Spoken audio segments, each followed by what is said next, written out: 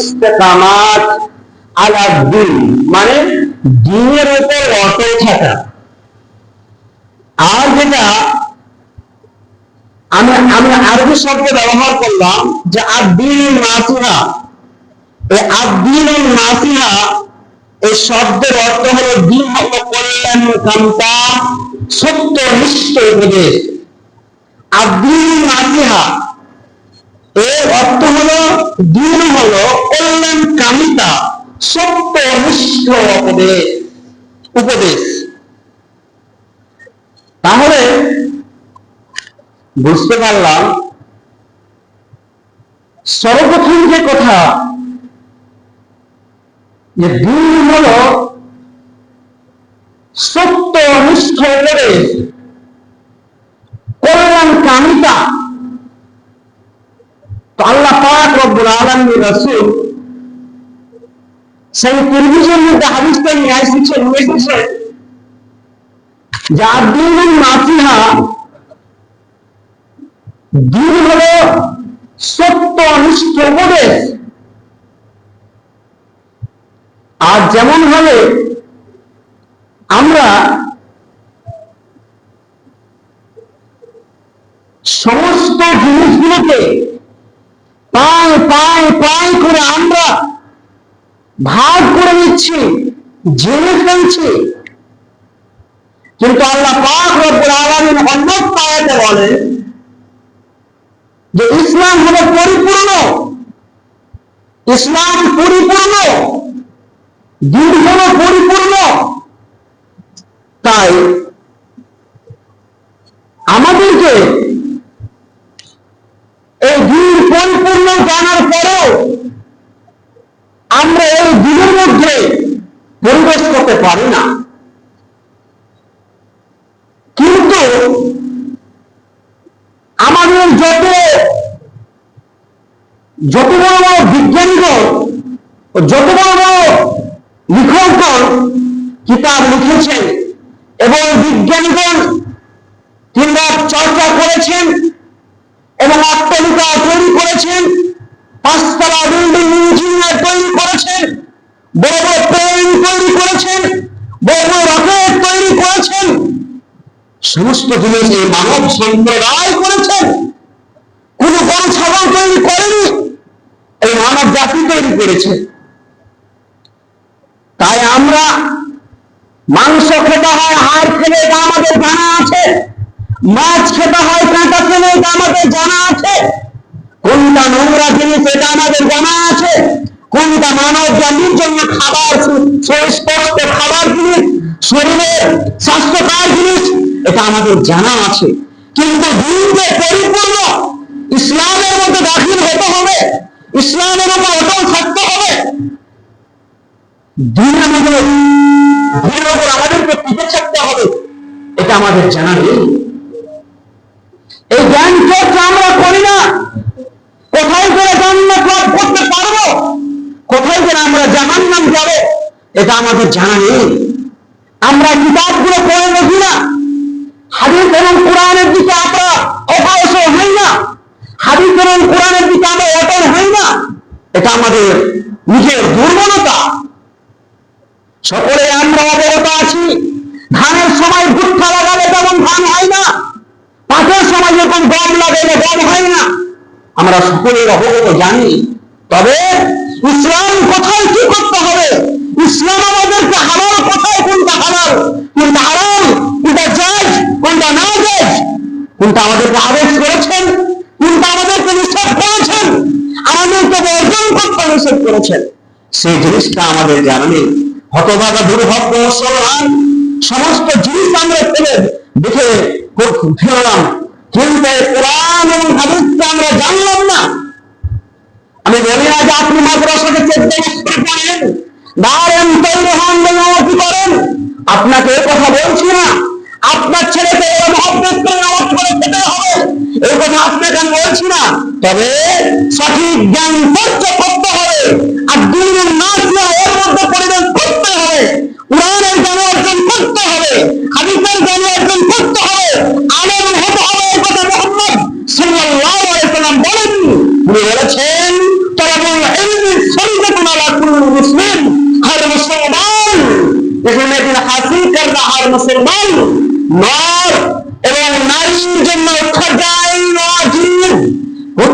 মুসলমানের জন্য এই দ্বীন শিক্ষা করা সকলের জন্য আছে। তাই আমি বলতে চাইছি যে আপনাকে হাদিসের অনুযায়ী যে আলেম দিন হতে হবে, পণ্ডিত হতে হবে, মাদ্রাসায় তার শিক্ষাদান করাবে, উন্নতি করবে। এই কথা আল্লাহ পাক রব্বুল আলামিন বলেছেন জ্ঞান অর্জন করতে হবে, জ্ঞান অর্জন করতে হবে। এই কথা মুহাম্মদ সাল্লাল্লাহু আলাইহি ওয়াসাল্লাম বলেছেন। তবে আলেম হয়ে মাদ্রাসা মসজিদ করতে হবে, এই কথা মুহাম্মদ সাল্লাল্লাহু আলাইহি ওয়াসাল্লাম বলেন। দ্বীন শিক্ষা অর্জন করে নিজের জীবনকে প্রবাহিত করতে হবে ইসলামের উপরে অটল থেকে, ইসলামের চাল চরিত্র হয়ে আমাদেরকে চলতে হবে। এটা হলো দ্বীন নসিহা। এটা আমাদের মধ্যে নেই, এটা আমাদের মধ্যে নেই, আমাদের মধ্যে একতাবোধটা নেই, আমাদের মধ্যে পরস্পরকে ভালোবাসা আমাদের মধ্যে নেই, আমাদের মধ্যে এক অপরকে প্রিয়তমা ভালোবাসা হবে এটা আমাদের মধ্যে নেই। আমাদের মধ্যে আছে হিংসা, বিবাদ, অত্যাচারী, সত্যাচারী, বদমেজাজি। আমাদের মধ্যে আছে জীবন, অহংকার। আমাদের মধ্যে আছে কি বিজয় বা এটা আমাদের মধ্যে আছে। কিন্তু এইটা তো নবী মুহাম্মদ সাল্লাল্লাহু আলাইহি সাল্লামের মধ্যে ছিল না।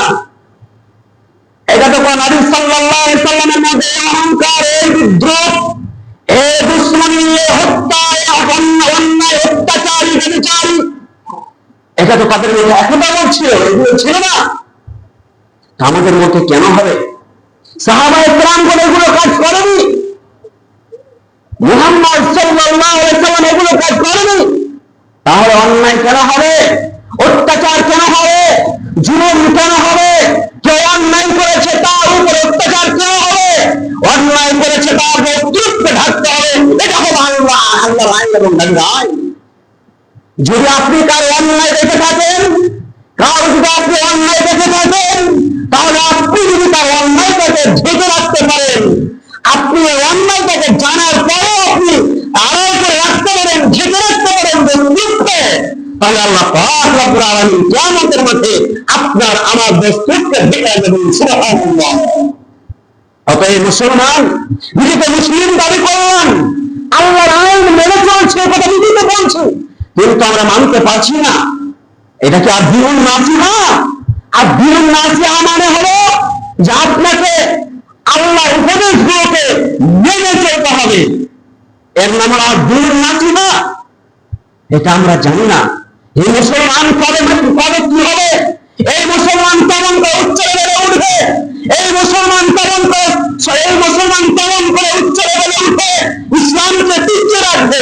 এই মুসলমানেরা ইসলামকে ধ্বংস করার জন্য, শেষ করার জন্য মানুষের পিছনে মানুষ লেগে একদম শেষ করে দিচ্ছে এই মুসলমান সংখ্যা। কোন জাতীয় মুসলিমের যে মাদ্রাসা বলছে এই সমাজের লোককে ধ্বংস করতে চায় না। এই জালেম, অত্যাচারী, সত্যচারী শাসকগণরা এরকম করা এই মুসলমানের মধ্যে এরাই শেষ করে দিচ্ছে মানুষকে।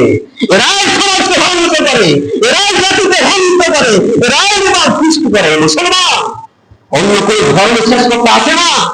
আপনার সবচেয়ে কাছের প্রিয়তা, ভালোবাসার বন্ধুটা, ভালোবাসার লোকটাই আপনাকে আমাকে ধ্বংস করে দেবে। এই মুসলমান কবে বুঝবে? এই মুসলমান কবে ছাড়া হবে? এর বিবেকটা কবে খুলবে? এই মস্তিষ্ক কবে চালাবে মুসলমানের? আজ মুসলমান বুঝতে পারে না। হায় হায় আফসোস, দুঃখের সাথে কথাগুলো বলতে হচ্ছে। আমরা সমস্ত জিনিসকে মাছকে ভেঙে খেতে হয়, কথা ফেলে, এটা আমাদের জানা আছে। মানুষকে খেতে হাড় ফেলে খেতে হয়, এটা আমাদের জানা আছে। ধানের সময় গম লাগাবে, গম হবে না ধান হবে, এটা আমাদের জানা আছে। কিন্তু দিনটাকে জানতে হবে, কোথায় কি কাজে বাইর করতে হবে, কোন সময় কি করতে হবে, দিনের মধ্যে জেনে কোথায় কি করতে হবে, এটা আমাদের জানা নেই। এটা হতভাগা মুসলমান, এই দুর্ভাগ্যের মুসলমান কবে উচ্চ লেভেলে উঠবে? কবে এই মুসলমান লাভবান হবে? কবে এই মুসলমান কামিয়াব হবে? এই মুসলমানের মধ্যে হিংসা থাকে, এই মুসলমানদের মধ্যে হিংসা পর্যন্ত থাকবে যতদিন পর্যন্ত আল্লাহর আইনকে, নারীর আইনকে যতদিন পর্যন্ত করতে না পারবে, বাস্তবায়ন করতে না পারবে, ততদিন পর্যন্ত মুসলমান কখনো লাভবান কামিয়াব হতে পারবে না, পারবে ইনশাআল্লাহ পারবে না। অতএব ঐক্যবদ্ধ হয়ে ইসলামকে টিকিয়ে রেখে, ইসলামকে জানার পরে বুঝার পরে লিখে রাখতে হবে, তাহলে আমরা জীবনে সাকসেসফুল কামিয়াব লাভবান হতে পারবো, নচেত পারবো না। এবার আসুন, এবার কি বলেছিলাম যে দিনের ওপর অটল থাকতে হবে। আর দিন ইস্তেকামাত আলা দিন। ইস্তেকামাত মানে কি বললাম? ইস্তেকামাত মানে বললাম যে আল্লাহর আইনকে বিধানকে মেনে নাও, এর নাম হলো ইস্তেকামাত। এটি হলো আরবি শব্দ, আর বাংলা শব্দ হলো যে আল্লাহর আইনকে বিধানকে মেনে নিতে হবে, বিধানকে বাঁচতে হবে, আল্লাহ যেগুলো আদেশ করেছে সেগুলোকে মানতে হবে, আল্লাহ এবং আল্লাহ রাসূল যেগুলো নিষেধ করেছে সেগুলো বর্জন করতে হবে। এর নাম হলো ইস্তেকামাত আলা দ্বীন, এর মধ্যে অটল থাকতে হবে। এর নাম হলো কি? ইস্তেকামাতু আলা দ্বীন, এর মধ্যে আমাদেরকে অটল থাকতে হবে, এই দ্বীনের উপর অটল থাকতে হবে। আজ মুসলমান আমরা কয়টা দ্বীনের উপর অটল আছি? আমরা কয়েকটা দ্বীনের উপর অটল আছি? আপনি জানেন, আজকে কয়েকটি হাদিস বলছি, মনোযোগ সহকারে শ্রবণ করুন। আল্লাহ পাক রব্বুল আলামিনের রাসূল তিনি বলেছেন, জানি না কেউ আপনাদেরকে কোন খতিব সাহেব, কোন ইমাম সাহেব দিতে বলবে না। আজকে যদি 5টা মিনিট এদিকে হয়ে যায়, একটু হাদিসটি শোনার শ্রবণ করার চেষ্টা করুন। গুরুত্বপূর্ণ হাদিস। হাদিসটি হলো যে আল্লাহ পাক রব্বুল আলামিনের রাসূল তিনি বলেছেন, আবু দাউদ তিরমিজি শরীফের হাদিস, যে কোন ব্যক্তি যদি শুক্রবারের দিন সকাল সকাল সুন্দর পোশাক পরিধান করে, উজু করে, গোসল করে, আতর সুরমা লাগিয়ে সবচেয়ে সুন্দর পোশাককে পরিধান করে এই মসজিদে আসে, তাহলে আল্লাহ পাক রব্বুল আলামিন তাকে বছর রোজা করে এবং এর লাইলাতুল কদরের রাত জুড়ে যে নেকিটা পায়, এক বছরে ইবাদত করে সেই নেকি পাবে। বলুন সুবহানাল্লাহ। জানা হলো একটা হাদিস। কি বললাম?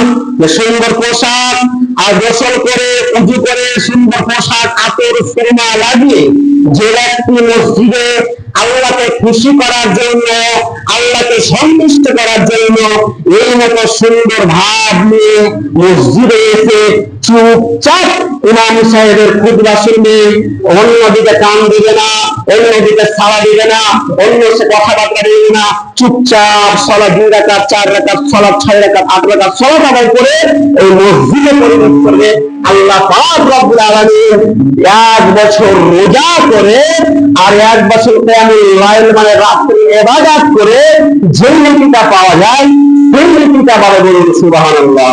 দ্বিতীয় নম্বর হাদিস কি? দ্বিতীয় নম্বর হাদিস হলো, হাদিসের বাইরে একটা কথাটা আছে যে হযরতে ফাতিমা রাদিয়াল্লাহু তাআলা আনহা তিনি তার 2টি সন্তান, আমরা সকলেই জানি হাসান এবং হুসাইন, আমাদের জানা আছে এই হাসান এবং হুসাইন। এবার বল হাদিস, আল্লাহ পাক রব্বুল আলামিন রাসূল এই মতোই কাঠগড়ার উপরে কাঠের উপরে খুতবা দিচ্ছেন, আর হাসান এবং হুসাইন চলে আসছেন। হাসান হুসাইন আসছেন, আর তারা ছোট ছোট বাচ্চা লাল পোশাক পরে ছোট ছোট বাচ্চা চলে আসছে আর উজুত পড়ে যাচ্ছেন। আল্লাহ পাক রব্বুল আলামিন রাসূল হাসান এবং হুসাইনকে খুতবা থেকে নিয়ে নিয়ে এই দুটো হাসান এবং হুসাইনকে 2 ধারে 2 লাঠিতে 2 ধারে 2 দিকে নিয়ে হযরত মুহাম্মদ সাল্লাল্লাহু আলাইহি সাল্লাম খুতবা দিতে লাগলেন। আবার পুনরায় এখান থেকে আমরা একটা জিনিস বুঝতে পারলাম যে আল্লাহ পাক রব্বুল আলামিনের রাসূল ছোট ছোট বাচ্চা হাসান এবং হুসাইনকে খুতবা দিচ্ছেন, দেখছেন হাসান হুসাইন এরা 2 ভাই পড়ে যাচ্ছে। আল্লাহ পাক রব্বুল আলামিনের রাসূল ধরে 2 ধারে 2 ভাইকে নিয়ে খুতবা দিতে লাগলেন। এখান থেকে একটা জিনিস বোঝা যায়, এই হাদিস থেকে একটা জিনিস বোঝা যায় যে ছোট ছোট বাচ্চারা মসজিদে যদি আপনার সামনে এসে দোয়াদুরি করে আর আপনি সালাত আদায় করেন, তাও কি তাকে বাঁধিতে পারবেন না। কেন? একজন বড় হাদিস করে পণ্ডিত, একজন কিতাব লিখনেওয়ালা, বড় হাদিস কিতাব লিখনেওয়ালা একজন ব্যক্তি, সেই ব্যক্তিটা বলেছেন যতদিন পর্যন্ত মসজিদে ছোট ছোট বাচ্চা না আসবে ততদিন পর্যন্ত মানুষরা কি করবে না, রহমতের ছায়ার মধ্যে থাকবে না। এইরকম বলে একটা শব্দ ব্যবহার করেছে। একদিন কোন বাচ্চাই নেই, একজন ব্যক্তি বলছে কি বাবা মসজিদে না দিলে কোন বাচ্চা নেই কেন, বাচ্চা নেই কেন? যতদিন পর্যন্ত মসজিদে না দিতে বাচ্চা নেই তার মানে না। আর আমাদের সমাজে কিছু কিছু লোক আছে সারা জীবন মদ গাঁজা জুয়া বাচ্চাদের উচ্চাবসায়ীদের জালে অত্যাচার সব করে তুলে দিয়েছে।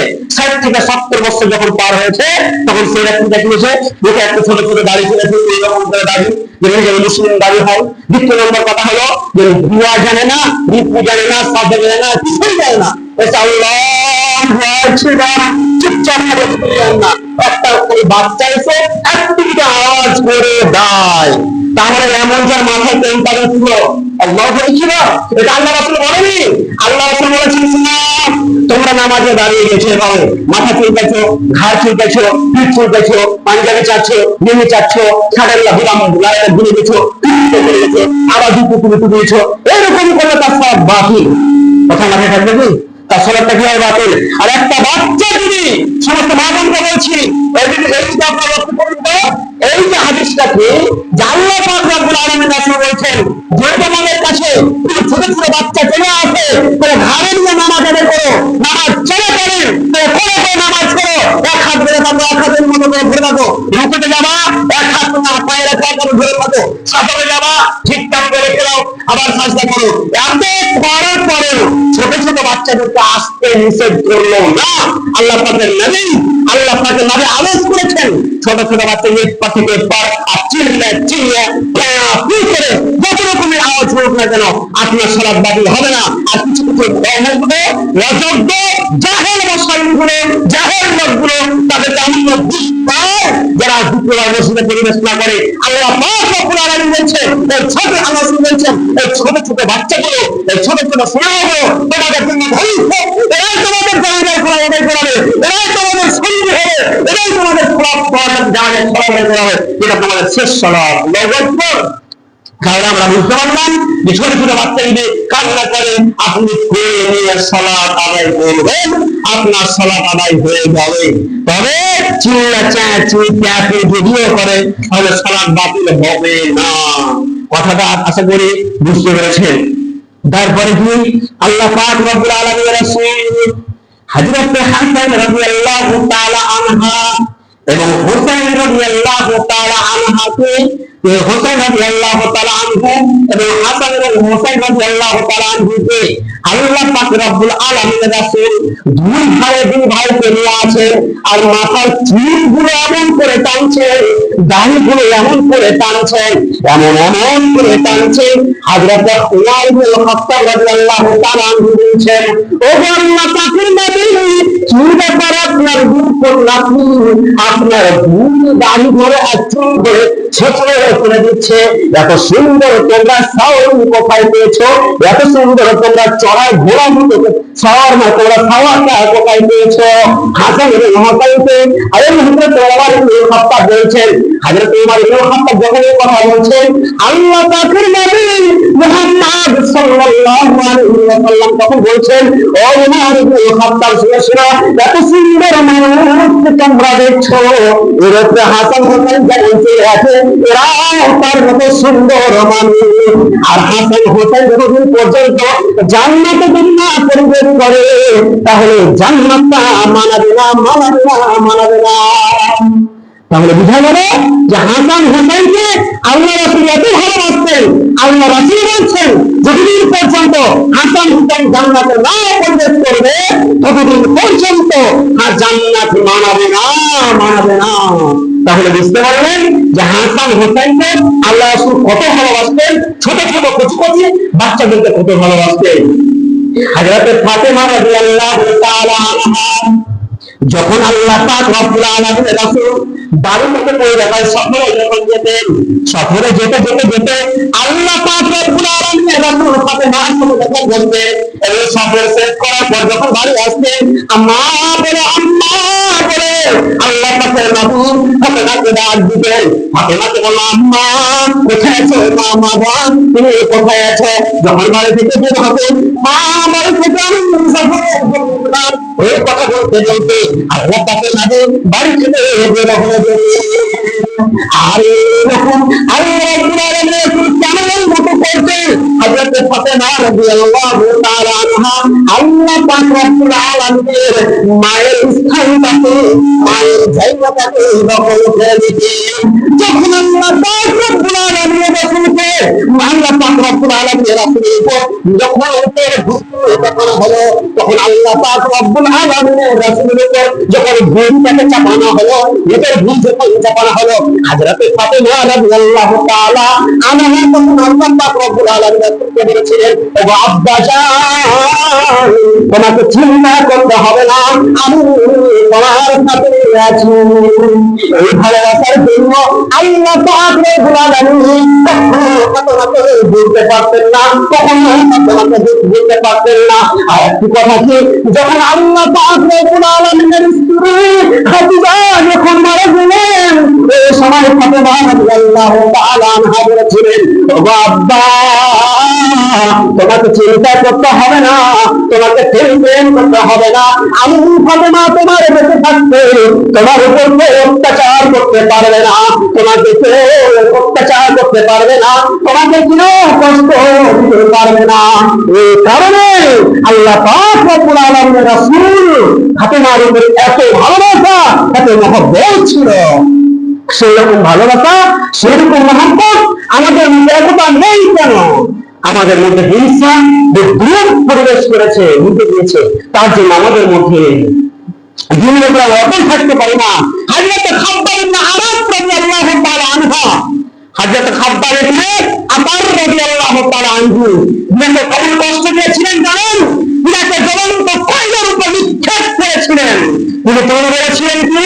তিনি পরে বলেছিলেন, হযরত খাব্বাব ইবনে আরাদ রাদিয়াল্লাহু তাআলা আনহু তাকে কয়লা, জ্বলন্ত কয়লার উপরে নিক্ষেপ করা হলো। তিনি পরবর্তীতে বলেছিলেন, যখন কয়লা নিয়ে গেল, তারপরে তিনি বলেছিলেন কি, যে আমার এই শরীরের চামড়া এবং আমার এই শরীরের চরম, এই চরম এবং এই চামড়া দিয়ে আগুন হয়েছিল আমরা, তাও ইসলাম থেকে দূরে সরে যায়নি। এত কষ্ট করার পরেও হযরত বিলাল রাদিয়াল্লাহু তাআলা আনহুকে তাকে কি করা হয়েছিল? বিলাল রাদিয়াল্লাহু তাআলা আনহুকে উত্তপ্ত গরম মরুভূমিতে তাকে শুইয়ে দেওয়া হয়েছে। তাও তিনি বলেছেন, আহাদ আহাদ আহাদ, আমার আল্লাহ এক, আমার আল্লাহ এক, আমার আল্লাহ এক। তাও তোমরা দূর থেকে কখনো সরে যায়নি, এই দূরের উপর অটল থেকেছেন। আর কি হয়েছেন? হযরত ইব্রাহিম আলাইহিস সালাম, হযরত ইউসুফ আলাইহিস সালামকে পাপের দিকে আহ্বান করা হয়েছে। আপনাদের ঘটনা মনে আছে, জুলাইখা পাপের দিকে আহ্বান করেছেন। জুলাইখা যখন পাপের দিকে আহ্বান করছেন, তখন আল্লাহ পাক রব্বুল আলামিন নবী ইব্রাহিম ইউসুফ আলাইহিস সালাম তিনি বলেছিলেন, মা আল্লাহ, আমি আল্লাহর কাছে ক্ষমা প্রার্থী, আমি আল্লাহর কাছে প্রার্থনা করছি। মা আল্লাহ এইরকম যখন বললেন, আমি আল্লাহর কাছে প্রার্থনা করছি, ইউসুফ আলাইহিস সালাম পরীক্ষাতে পার হয়েছে, তাও দিনের উপর অটল থেকেছে, দুনিয়া থেকে সরে যায়। এত জানার পরেও, এত বুঝার পরেও আমরা কেন দিন থেকে সরে যাই? আল্লাহ তো বলেছেন আমাদেরকে, কি বলেছেন? ইয়া মুকাল্লিবাল কুলুব সাব্বিত কলবি আলা দীন। আপনি কথা আল্লাহকে বলুন, এগুলো বলুন, ইয়া মুকাল্লিবাল কুলুব সাব্বিত কলবি আলা দীন। হে অন্তর সমূহের পরিবর্তনকারী, আমার অন্তরকে তোমার দ্বীনের উপর অটল রাখুন। বলুন সুবহানাল্লাহ। এইগুলো বেশি বেশি করে পড়ুন, তাহলে নিশ্চিত আমার সাথে একবার বলুন মনে মনে, ইয়া মুকাল্লিবাল কুলুব সাব্বিত কলবি আলা দীনিক। হে অন্তর সমূহের পরিবর্তনকারী, আমার অন্তরকে তুমি অটল রাখুন। বলুন সুবহানাল্লাহ। শেষ বিষয় সময় শেষ হয়ে গেছে। শেষ সময় আমি আপনাদেরকে বলি, জানি না আর সামনে শুক্রবার পাবো কি পাবো না। আপনি প্রায় 10 দিন হয়ে গেল, 10 দিন বেশি হবে। আমি আপনাদের সমারণ সরকার, আমাদের মহাসরকারকে আমি সর্দার সাহেবকে আমি জানিয়ে দিয়েছি যে এতদিন যা থাকলাম আপনারা আমাকে ক্ষমা দৃষ্টিতে দেখবেন, আপনারা আমাকে ক্ষমা করবেন। আমি স্বেচ্ছায় এবং ইচ্ছাতে আমি আপনাদের কাছ থেকে বিদায় নিচ্ছি, যে আপনারা আমাকে ক্ষমা করে দিবেন। আপনারা একজন ইমাম সাহেব খুঁজবেন যে আপনাদের এলাকা 3 টাকা, তো আমি আর থাকবো না। এই ধরে আমি প্রস্তাব দিয়েছিলাম, জানিয়ে দিয়েছিলাম।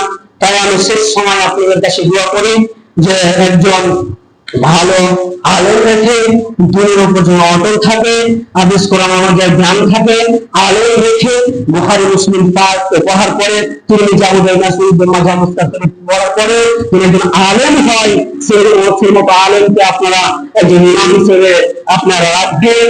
এটা আমি আপনাদের কাছে আবেদন বিপুল মজুরের কথা, যে একজন আলেমকে রেখে যে আপনারা এই দিকে ছুটে বেড়াবেন, এটাই নয়।